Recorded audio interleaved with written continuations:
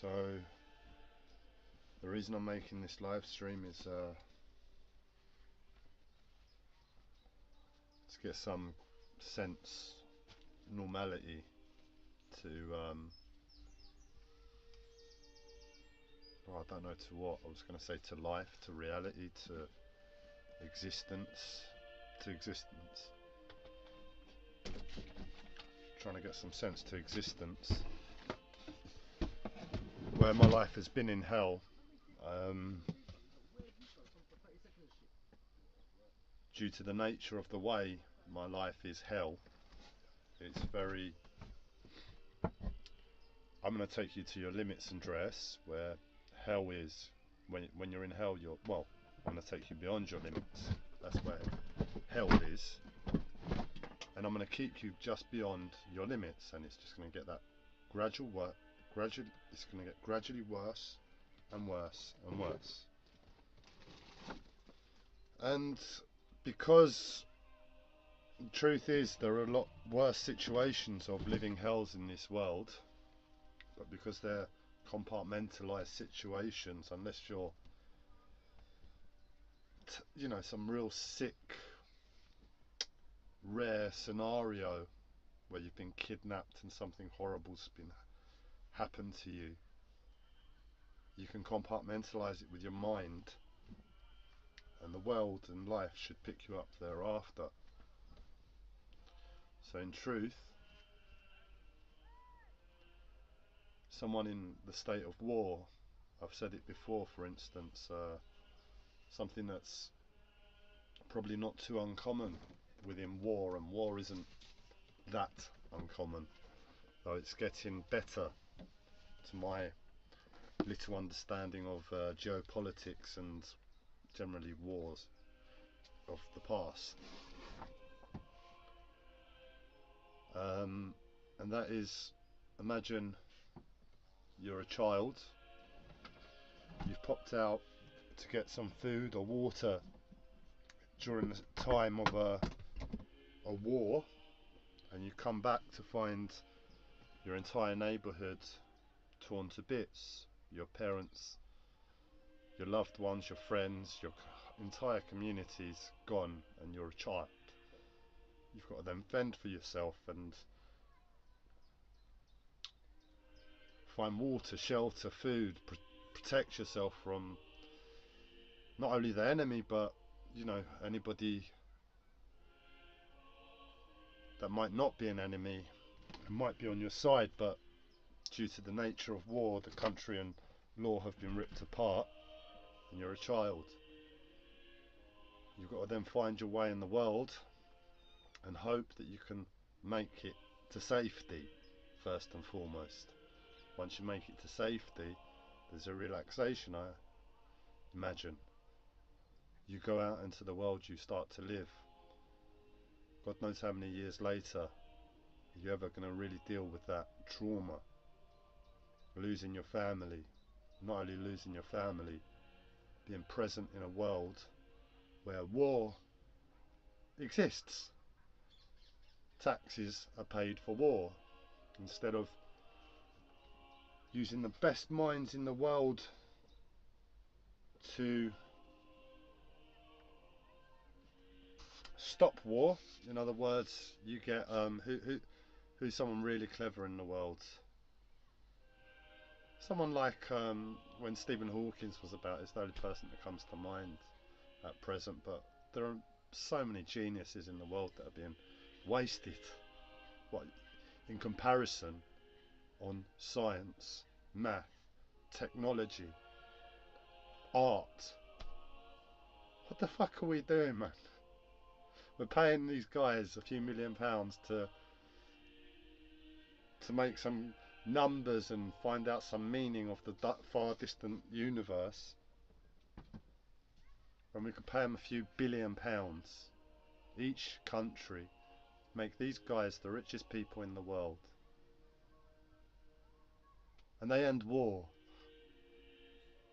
The entire 8 billion population of Mother Earth can breathe a sigh of relief. Nobody dies again from war, unnecessary suffering. Geniuses, we've got so many in the world. Instead we're using them to design fucking nuclear bombs, instead of stopping nuclear bombs ever being designed. And that's the nature of the world. And that's for the child to grow up one day and to see the world for all it is. If they're in the UK, everything they earn, a good chunk of that is going to go to the production of arms and the further instigation of war. Their life is fucked from a child, but they can compartmentalise it. They can come out into the world. They can breathe within materialism because they're going to need to, and you can't ever blame them for that. There's no ego about that. There's absolute necessity for life in an insane world, over an insane situation that is rare, but given war exists, and that probably happens in near enough all wars, even if it's just the one child, it's a precursor of war. So that small percent of our taxes that we're paying, that's what it's going towards.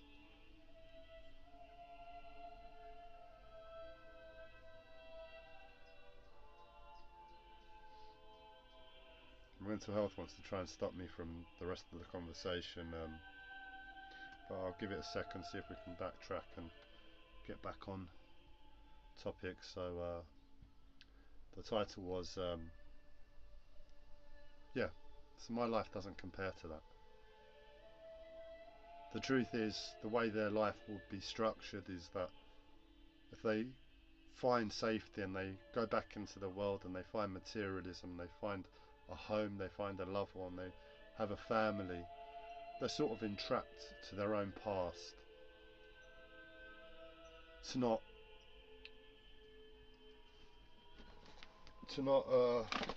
dwell in that reality, but the truth is they're done as a human being. Whereas my life is a case of, let's make it as bad as possible within the parameters that we have, and we'll make it just that little bit more to make it intolerable. And then when he's about to get on track, we'll make it a little bit more intolerable. And it's a consistent living hell until the point I'm here and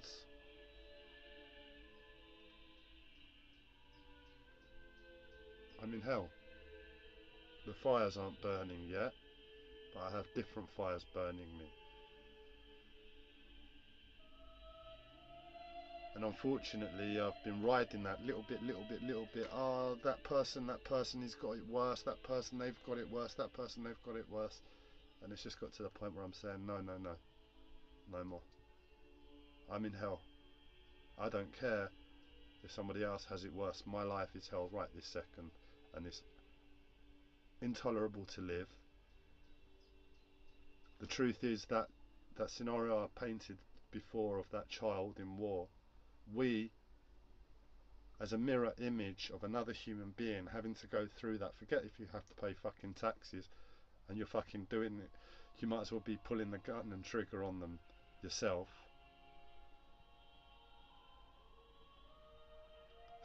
Imagine we lived in Yugoslavia, oh, not Yugoslavia, somewhere where war is uncommon. Australia, it's been a couple of 100 years. So yeah, you know, war's pretty much everywhere, isn't it? It's shaped the fucking world. All we can do is, oh, well, this country was born only 50 years ago and we haven't had a war yet. Oh, we haven't had a war for 500 years, but we've been around a lot longer and we had quite a few before that. Ultimately, that child is like an extreme of war. It happens and it's real, but then somebody else who has a lesser reality of war but still suffers, are they not in hell too? Of course they are. And the reality is, forget my hell. It's just because I'm in hell that I'm able to see out, and I'm from a compassionate past, and my uncle said, look at the world like this. And the worse my life gets, the clearer it becomes to me. And I know any viewers I get for this video, they're going to be like, I hear what you're saying and it's true.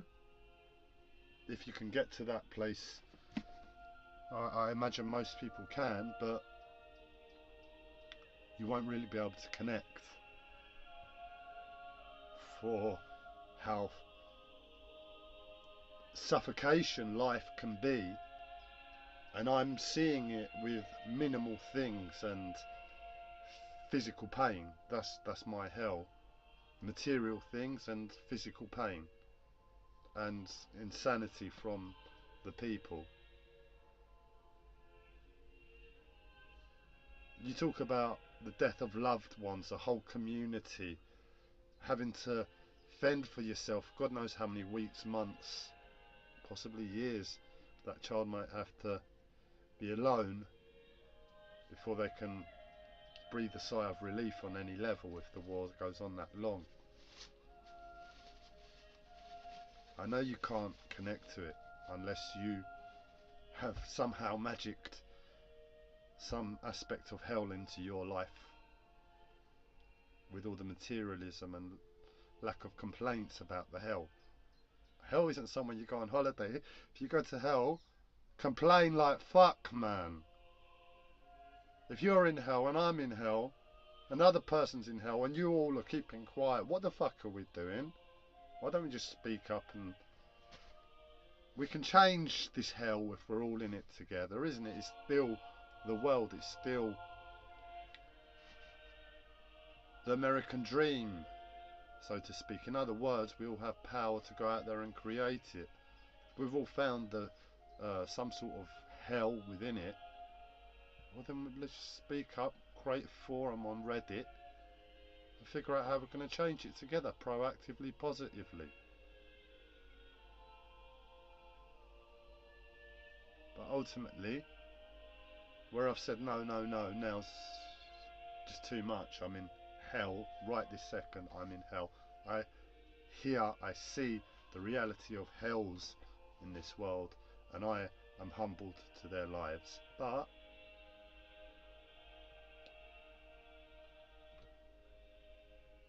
to what's around me, my life is incomparable. I'm sure a lot of the homeless people I bump into. I was walking past in the canal alleyway, and there's a group of Indians and this one white lady, God knows how old she was. She wasn't old, but she was coordinating a drug deal for light and dark, heroin and crack. I've done drugs in my life, and drugs can be fun. I don't see those as quite fun. I've not done them. It's not been my cup of tea. They don't look like fun to me. You can see what happens when someone does heroin and crack. Their appearance really, really changes. I appreciate if I smoke CBD hemp, which is legal, long enough, I'll get some characteristics coming on my character, but then again, this world scars you in other ways. I haven't got a problem about that.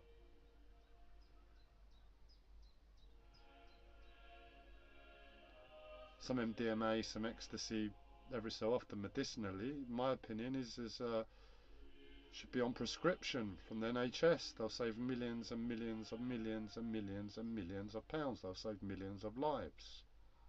MDMA, one of the main reasons I've taken it is because it treats post-traumatic stress. I suffer with PTSD.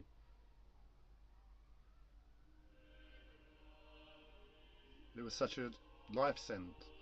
You have no idea. I've just remembered when I was in my teens and I took it for the first time. I was so anti-drugs, but the depression that I had in my teens. I was at a bus stop And I just wanted to throw myself in front of the bus at 19. Everything was dark, and my friends were taking ecstasy here and there.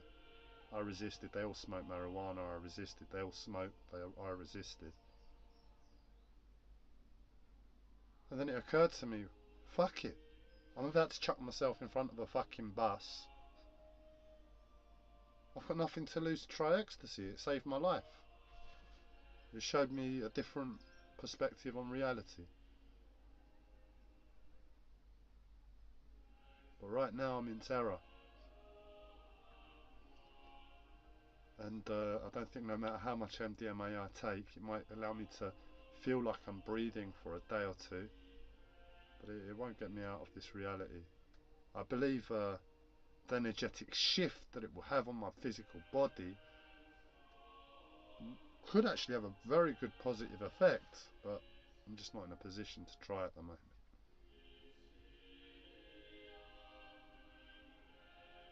I know that might be hard to understand for a lot of people, but I'm well aware about. I'm just going to get some tobacco. Oh, sorry about that.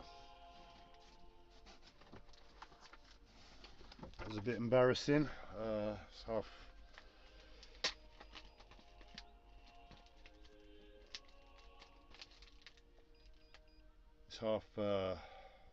It's on my mind now. Shall I scrap this video?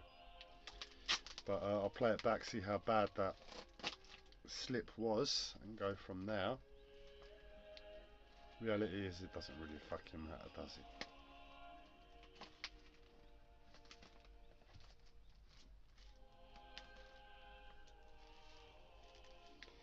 And my life, it wants a fight with the terror. It's like, Andreas, this is your life, take control. You have this problem, you have that problem, you have the other problem. It's borderline humorous to the severity of the situation. It's definitely belittling to the severity of the situation that my life thinks it has any chance in relationship to the terror.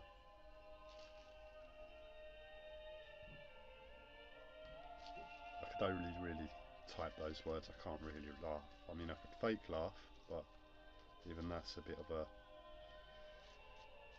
a push. Look, if you have seen this video, and I'm going to play it back anyway and find out for myself, but if that was a little bit too embarrassing, just send me a message on the comments for the first time ever and say, yeah, probably best you don't let this video last online too long with your well, not my boxes, my shorts slipping. Anyway, the truth is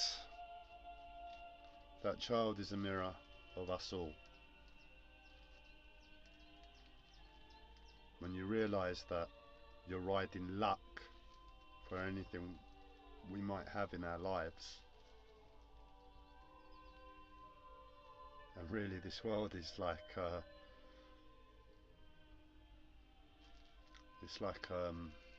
well, it's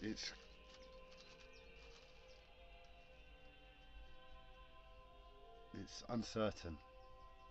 We've just had a pandemic. We've been having pandemics for many years. We've just had a worldwide lockdown for 2 years. That's unprecedented. The amount of debt that's been put on nations is unreal. God knows who's gonna win with all the economists punching the numbers and trying to make the books balance for the World Bank and everything else. And don't forget, you know, all we need is another pandemic or another insane leader like Putin to do whatever, and this world changes in an instant. And our luck becomes a reality, a mirror.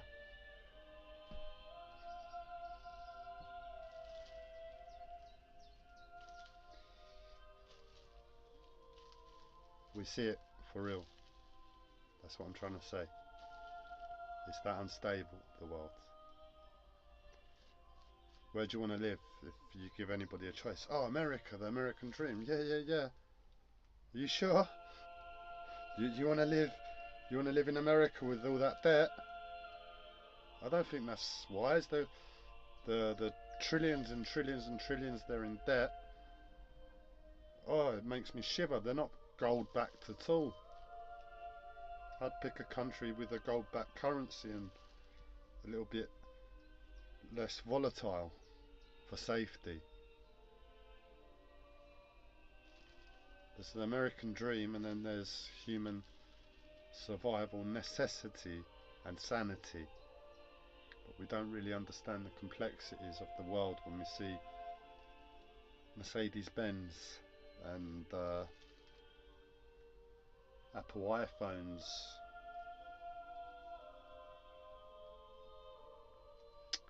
Louis Vuitton on televisions. So you can still be beamed to those old big CRT TVs, those adverts, and they go all the way up to the 8K flat screen, ultra thin, you know. I'm going to be implanted on your eyeball in a few years thin.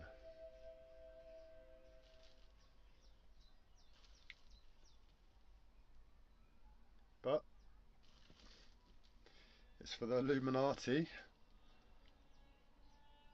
to come good and allow everybody on the entire planet to enjoy the luxury of a paper thin 8K flat screen TV and end war. If war's not here, then what does it matter? I'd love an 8K flat screen TV paper thin. I'd love to have a Mercedes-Benz parked outside if everybody has one. You know, if we're all on the wagon and war's ended, and I forget electric, it'll be something else, you know, it'll be running on air. We have the capability to make a car that runs on air if we really wanted. Just like putting the geniuses in the right fucking place.